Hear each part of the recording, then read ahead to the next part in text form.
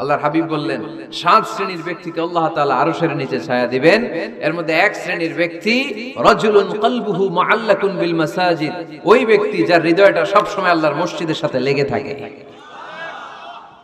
মসজিদের সাথে যার হৃদয় লেগে থাকে তাকে আরশের নিচে ছায়া দিবে কে? এজন্য মসজিদের সাথে যেন আমাদের হৃদয়গুলো লেগে থাকে। অনেকেই দেখবেন এত ভালো নামাজি, জোহর পরে টেনশন করে আসরটা কই পড়বো, আসর পরে চিন্তা করে মাগরিবের সময় আমি কোথায় থাকবো, মাগরিবের সময় টেনশন, ইস এশাটা হয়ে গেলেই তো শেষ। এরকম লোক আছে না নাই? এদেরকে সেই কঠিন ভয়াবহ দিনে আরশের নিচে ছায়া দিবে কে? তারপরে মসজিদ আমাদের 4 নাম্বার পদ্ধতি, মসজিদকে পরিচ্ছন্ন রাখা, মসজিদকে ঝাড়ু দেয়া। মসজিদকে যারা পরিষ্কার করে তাদের হৃদয়ের যন্ত্রণা দূর করে দেয় কে? সাইয়েদনা ইব্রাহিম আলাইহিস সালাম এবং ইসমাঈল আলাইহিস সালামকে আল্লাহ তাআলা আদেশ করেছেন, তাহহিরা বাইতিয়া লিত-তাইফিনা ওয়াল আকিফিনা ওয়ার রুকআই সুজুদ। হে ইব্রাহিম ইসমাঈল, বাপ বেটা দুইজন মিলে মসজিদ ঝাড়ু দাও। কি ঝাড়ু দাও? মসজিদেরি ঝাড়ু বড়দার ও কামারে হাত শোনো আমারে মুনাজাত। পড়েন, শোনো শোনো ইয়া ইলাহি আমারে মুনাজাত, শোনো আমারে মুনাজাত। পড়েন আমিন। মসজিদ ঝাড়ু দেওয়া মসজিদ আবাদের অন্তর্ভুক্ত। আপনারা কেউ কোনোদিন মসজিদ ঝাড়ু দিয়েছেন না? কে কে দিয়েছেন দেখি? সবাই সবাই মসজিদের খাদেম, মাশাআল্লাহ। আমিও দিছি মসজিদ ঝাড়ু, অনেক দিছি, মাশাআল্লাহ। আল্লাহ তুমি কবুল করো। যাদের হৃদয়ে বড় জ্বালা, ফ্যামিলিতে সুখ নাই, শান্তি নাই, তারা হৃদয়ে প্রশান্তি আনতে চাইলে এতিমখানায় যাবেন, এতিমের মাথায় হাত বুলিয়ে দিবেন, এতিমের মুখে খাবার তুলে দিবেন, আপনার হৃদয়টারে নরম করে দিবে কে? আল্লাহর ঘর মসজিদে যাবেন, নিজ হাতে মসজিদটারে একটু পরিষ্কার করে দিবেন, আপনার জীবনটারে উজালা করে দিবে কে? তাহলে এগুলো করার মাধ্যমে আমরা মসজিদের আবাদ করতে চাই। আমরা মসজিদের আবাদকারী হতে চাই কি চাই না?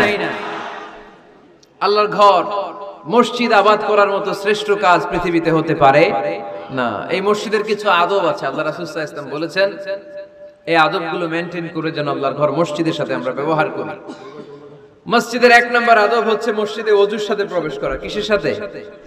ওযু করে পরিচ্ছন্ন হয়ে মসজিদে প্রবেশ করা। এজন্য অপবিত্র অবস্থায় গোসল ফরজ, এরকম অবস্থায় মসজিদে ঢোকা যাবে? কথা বলেন, ঢোকা যায়? যেই নারীদের মাসিক চলতেছে, মেনস্ট্রুয়েশনাল পিরিয়ড চলতেছে, ওই নারীদের পক্ষে মসজিদে ঢোকা জায়েজ আছে? নাই। তাহলে এটা হলো 1 নম্বর আদব। মসজিদে ঢোকার সময় কি করে ঢুকবো? ওযু করে। আওয়াজ করে বলেন, কি করে ঢুকবো? ওযু করে। 2 নম্বর আদব হচ্ছে মসজিদে যাওয়ার সময় সবচেয়ে ভালো জামাটা পরে যাব, সবচেয়ে ভালো পাঞ্জাবিটা পরে যাব। জানতো আপনারা? না সবচেয়ে সিরাটা পরে যাব? হ্যাঁ, অনেকের নামাজের জন্য একটা পুরান জামা আছে, সিরা পারা, এদিকে হাত উঠালে এদিকে দেখা যায়, আছে না নাই? সবচেয়ে সিরা পারাটা রাখে নামাজের জন্য, কপাল পোড়া। আর সুন্নাতে খাতনার অনুষ্ঠানে গেলে মাশাআল্লাহ লেহেঙ্গা গায়ে দেয়া যায়, আছে না নাই? না, আপনি ইবাদতের জন্য সবচেয়ে সুন্দর জামাটা রাখবেন। এজন্য রাব্বুল আলামিন বলেন, ইয়া বানি আদম খুযু জিনাতাকুম ইনদা কুল্লি মসজিদ। ও বনি আদম, তুমি যখন আল্লাহর ঘর মসজিদে ঢুকবা, ও বনি আদম তুমি যখন নামাজের মুসল্লায় দাঁড়াবা, তোমার সবচাইতে দামি, সবচাইতে সুন্দর জামাটা গায়ে দিয়ে তুমি নামাজে দাঁড়াও। ঠিক কি না? তাহলে এখন মসজিদে যাওয়ার সময় কি গায়ে দিয়ে যাবেন বলেন? খিতা করবেন? হ্যাঁ, মাশাআল্লাহ। হ্যাঁ, সবচেয়ে ভালো কাপড়টা আয়রন করে পারফিউম মেখে তারপরে আমরা যাব। রাজি আছেন তো? 3 নম্বর আদব হচ্ছে মসজিদে ঢোকার সময় বাম পা দিয়ে ঢুকতে হয়।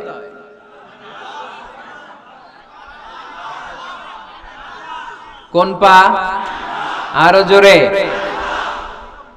এদেরকে গুতা মারা লাগে, নাহলে আওয়াজ বাড়ে না। এরকম ভলিউম টাইট করতে হয়, ভলিউম হাই করলে আর করে বাড়ে, এমনি বলতে চায় না। ঘটনা কি? হ্যাঁ, খায় নাই।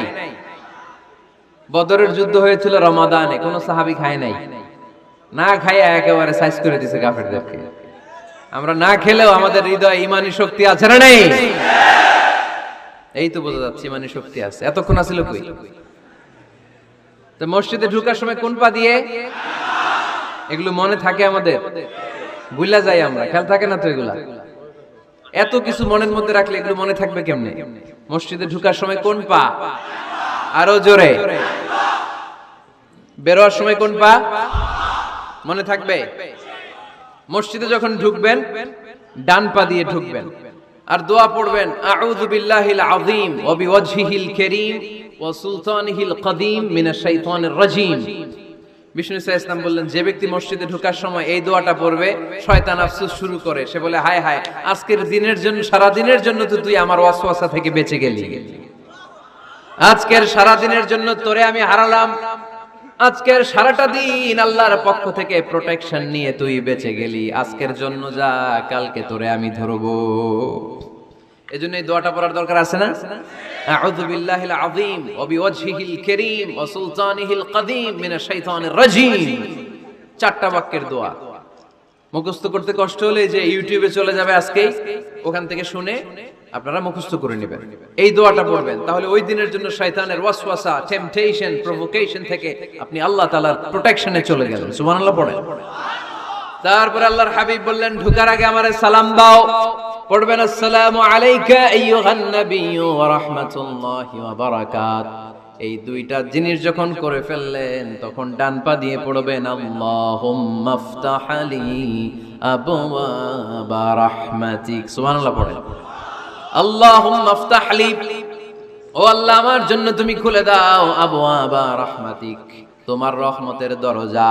তার মানে মসজিদে ঢুকলে রহমত পাওয়া যায় কি যায় না?